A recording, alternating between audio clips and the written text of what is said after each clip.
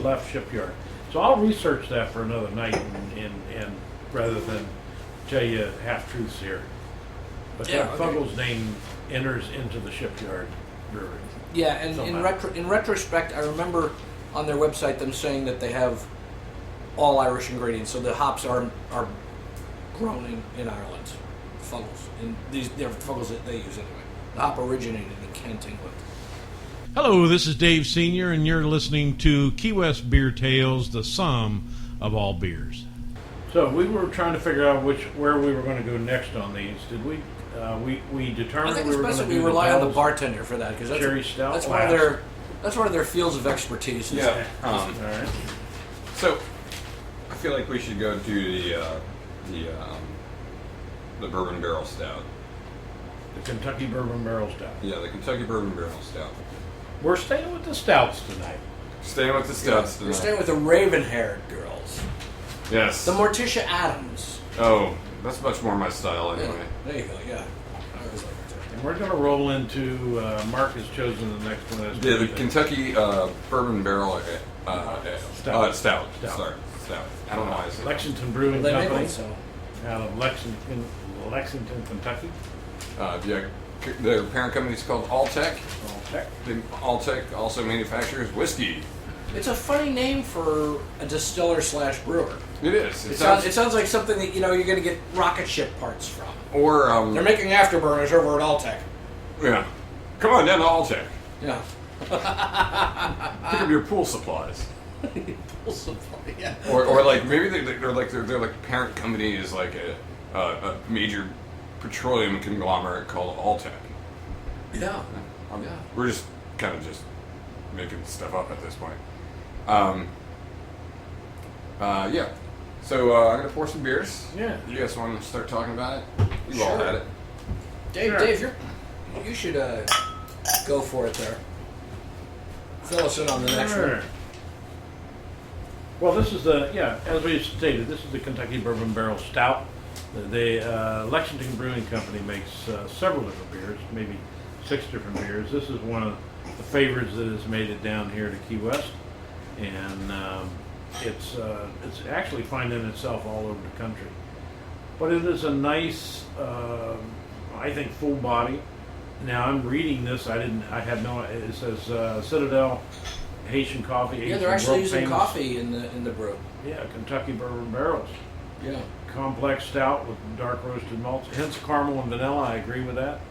And I think what you'll find is this is a really, really nice stout made from a Kentucky company and not a Irish. Right.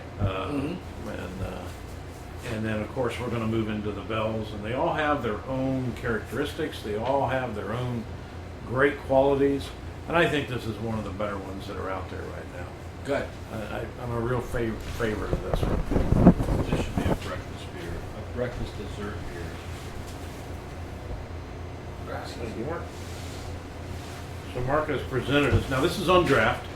So Mark's presented us with the one that has. That's what that is. Mark's presented us one cold draft, Mm-hmm.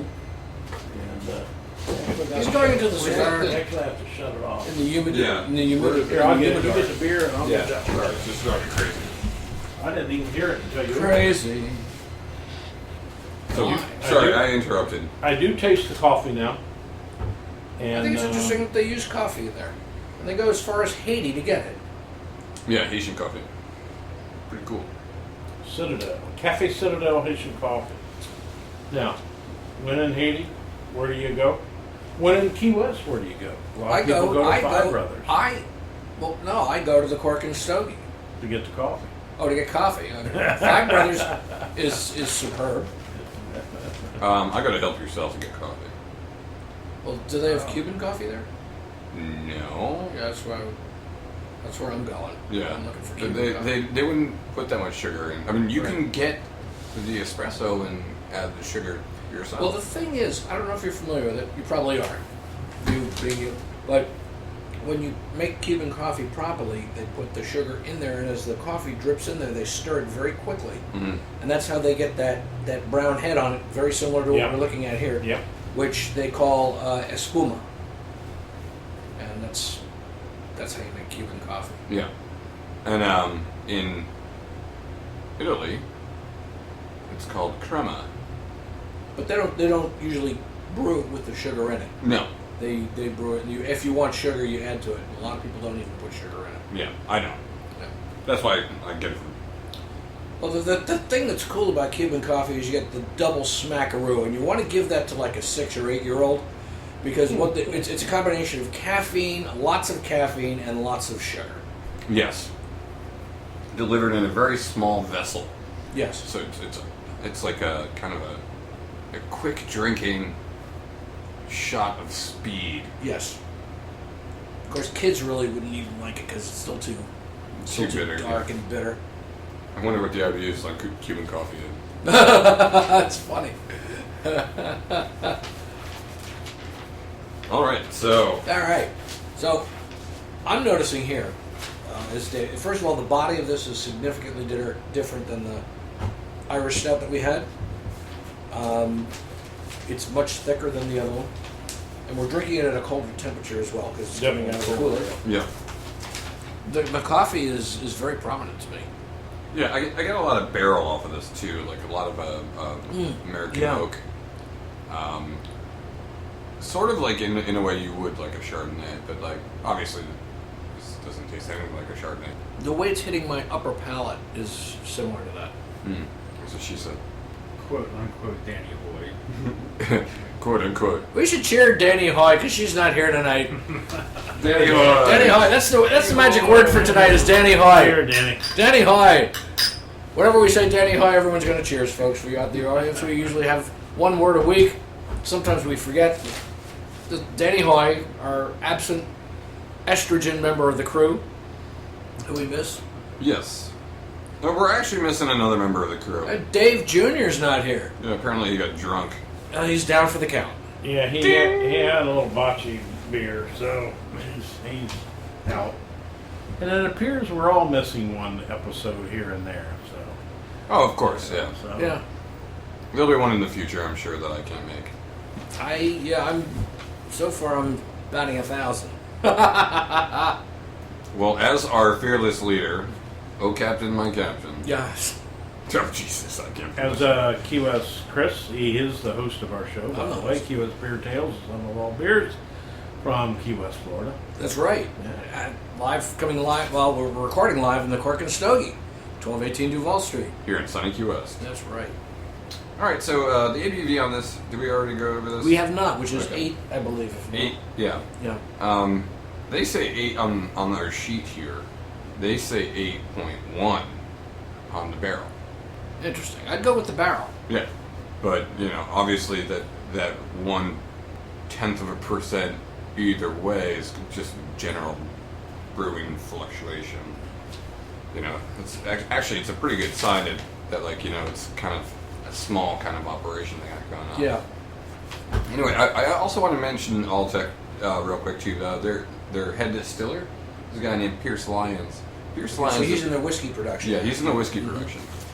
They make a whiskey called Pierce Lyons Reserve, and it's the United States' only single malt whiskey. Oh, cool. Yeah, Here's one and thing. it's delicious actually. Here's one thing that puzzles me about whiskey distillers, is that they have to have such foresight in what market trends are going to be. Because you make, say, a whiskey today like that, and I don't know what type of a time frame they age it. Yeah, But, with the Scotch, if you're going to make a single malt Scotch, what's the earliest it's going to be available? 8 years.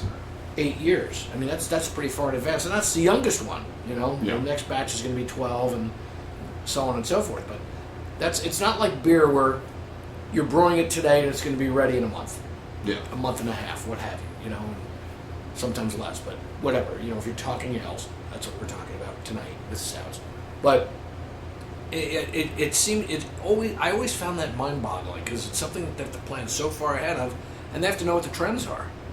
yeah. Trend isn't going to last that long. And that's why you have companies like Orphan and those guys that go around to, these old barns where they've been storing these whiskeys that have, say, fallen out of trend at a certain point, and they're, testing them and buying up all the really good ones and bottling it up and selling it. They're not all good. I don't know. I mean, I love whiskey, but not all whiskey is created equal. But yeah, some of them are quite good, and that you get quite expensive bottles of whiskey. And I'm not that familiar with all the upper shelf American whiskeys these days.